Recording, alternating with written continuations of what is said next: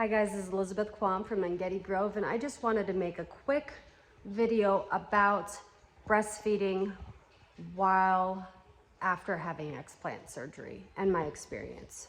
So I got a implant surgery when I was like 22. I was off doing dumb stuff.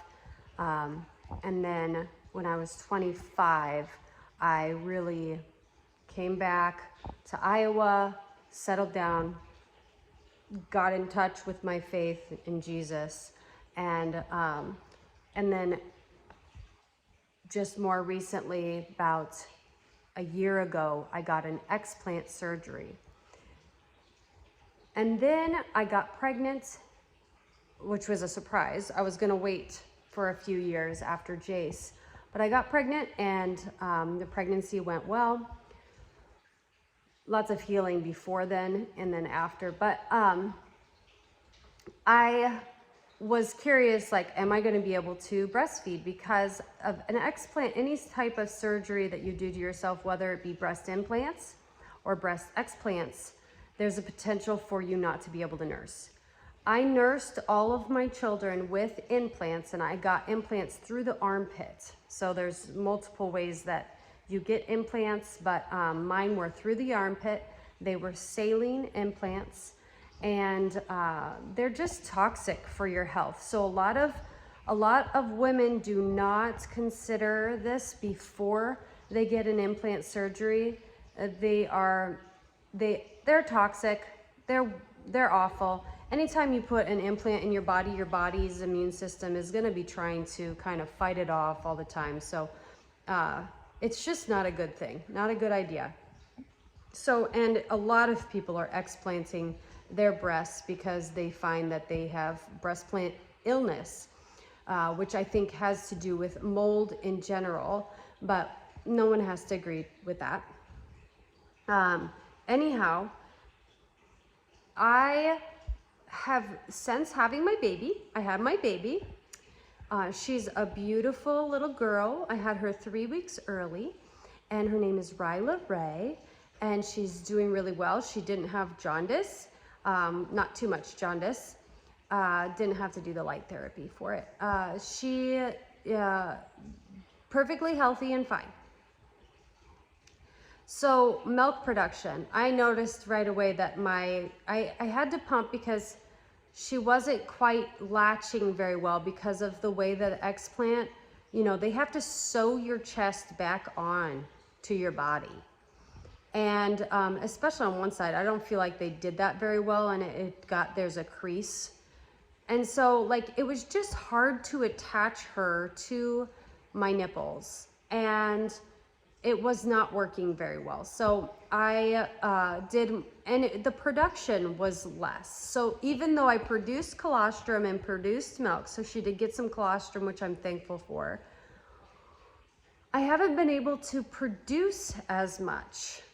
And when I do have some in, I feel like they just leak faster, more easily. I feel like it's partly just defective, and then now my production has gone down even more. Like, so it got better, the milk came in, but just kind of not very much, and then it's just kind of dwindled, even though I've tried cluster pumping, and I got off carnivore, and I was eating oatmeal and blah blah blah, like anything that says, oh, this can produce help with prolactin hormone and all that. So I tried a lot of things, and my production has still been just very minimal and getting less. And I don't know if it's stress. Like, there's so many factors in that. I don't have a lot of anxiety. I used to have lots of anxiety before. Well, I haven't been an anxious person, but, during the times that I was living in a house with mold toxicity, I had more anxiety. And now I don't, so I'm calmer, but I don't know exactly what it is that my production is lower. I think not attaching her, she got used to the nipple. She likes the free flow of having the bottle in her mouth. And so it's just kind of like decreased production, because the best way to get your milk to come in stronger is by holding your baby and nursing your baby and letting them cluster feed, or, you know, and I tried cluster pumping and all of that. It is not going well. So I've come to terms with the fact that I'm probably going to have to go ahead and give her formula. So that experience would be different for every person. Every surgery is different. Every person's production is going to be different. The small circumstances are going to be different. So, but anytime I want somebody to think about getting a surgery, getting a breast implant, I don't think oftentimes you just don't think about it when you're young and you're just like, no, okay, I'm gonna get a breast implant, because oftentimes it's when you're younger that you're getting them, and especially now that it is much more common. It used to be more common in the big cities, you know, that younger people would get it. Now it's like common that just somebody would just save their waitressing money to go get breast implants, which they don't think about the ramifications of, am I going to be able to breastfeed? You know, am I going, you know, is it this toxic? Probably hasn't even crossed their mind. Even weighing the options, they might decide to just do it anyway because they want the satisfaction of having a larger breasts. And so, yeah, that's something to really consider. Every surgery that you do on your breasts will impact your ability to produce milk, as well as like the propensity for cancer or autoimmune disease. Like, we know that there's more potential for autoimmune disease with breast augmentation and all that. All of the implants that we put in our body, whether they be implants for hip surgery or breast implants, there's a biofilm production or gravitation towards those objects.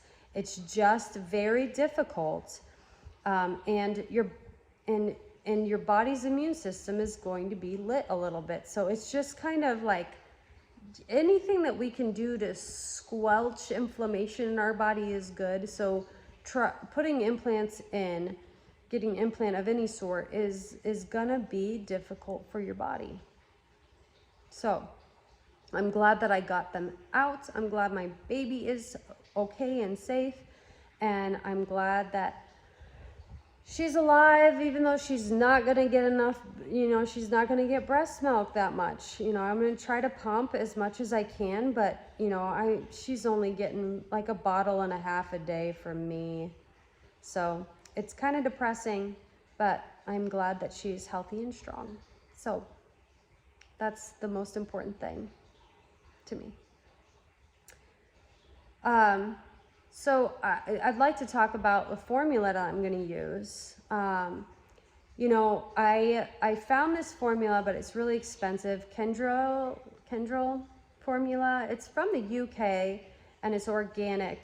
I bought the organic cow milk version because the organic goat's milk version, which is really great. Goat's milk is really amazing.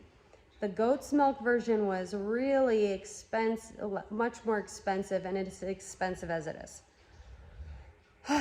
So,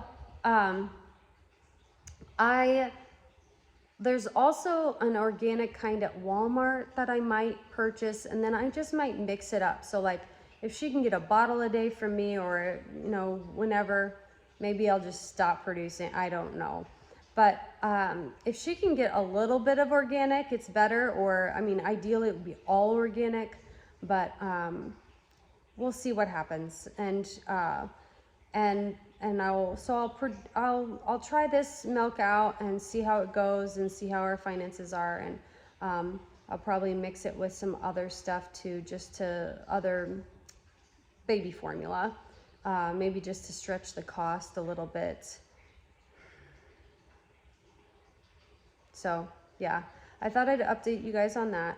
And also, Yeah, this year I'm going to, I told you about, if you're new to this channel, you're new to this, but I'm going to be studying to become a nurse practitioner. Well, I'm going to be studying to become a nurse because I haven't become a nurse yet. So I can get actually my BSN through an accelerated program because I already have linguistics as my I have a bachelor's degree in linguistics. So I can go through an accelerated program in a year, be able to be a nurse with a BSN. And then from there, I would work probably for a couple years and then pursue functional medicine, nurse practitioner school, probably through online at University of Iowa. And then hopefully practice in the future with more functional medicine training. You know, I've been learning like crazy, and I'm really excited to help people out. And so I'm just learning a lot of different people's ways of practicing, and then I'll get more in-depth training through like some kind of a program, maybe international functional medicine institute, or some kind of something that a program training that's more official. Also, I'd like to go through the training that Jill Krista has, who is on mold and mold toxicity. I'd really love to get training through her because it's even for, you know, like from mental health to breastfeeding, it's important because also you can transfer mycotoxins through your breast milk. And you can transfer a mold through your breast milk. And so she really, you know, tries to get her people that are pregnant with mold and having mold environments.